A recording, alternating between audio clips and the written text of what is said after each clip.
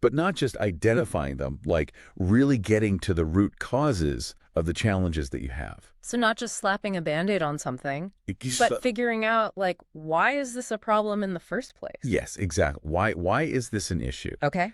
And how could we use AI to really create targeted solutions? Okay. Because every dentist is going to have different pain points, yeah. pain points. Exactly. So are they saying, like, with the defined stage, we're going to help you figure out what those are? Absolutely. Okay. That's what that stage is all about. That's huge for dentists, because who has time for a Band-Aid solution when you're juggling patients' paperwork and Right. like all the things, right? There's no time for that. Yeah. Absolutely. And that's what's so great about this approach. It's like identify those pressure points, whether it's scheduling, patient communication, whatever it is. Yeah. And then they equip you with like the knowledge and tools To actually, like, to really, to really address it. fix it. Yeah.